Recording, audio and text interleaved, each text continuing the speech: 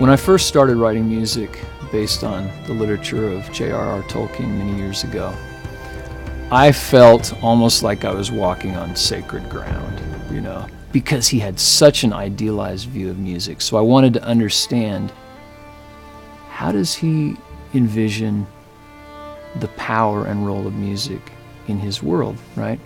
Thus the years of research, thus the painstaking notation of vocal ranges. How does an elf sing? How does a dwarf sing? What kind of instruments do hobbits play, right? Things like this. You pull that out of the literature. So with this understanding of how he envisioned music in his world, then I feel like I'm in a better position to be able to do justice to that, to create music that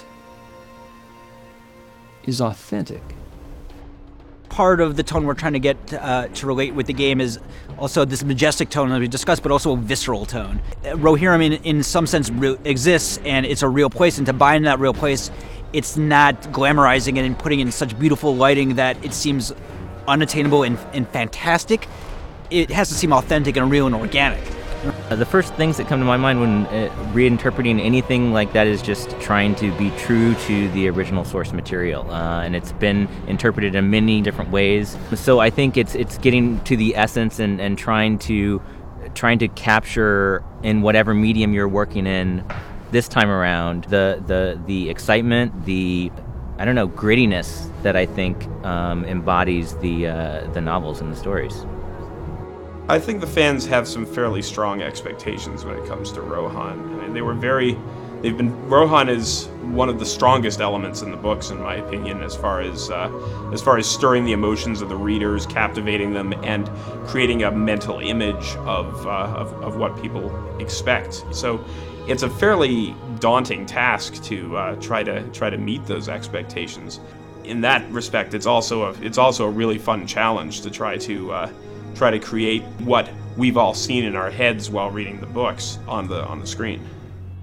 One of the critical things that a composer and an audio team have to do for the players is to find a way to bring them into the world emotionally and help immerse them in the experience, so they forget they're sitting at their computer with headphones on, right? They forget that.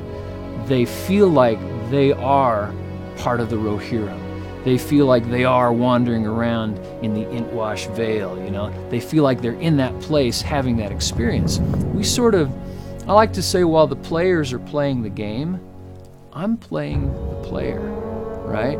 With some emotional knobs and sliders to kind of bring their emotions into the experience.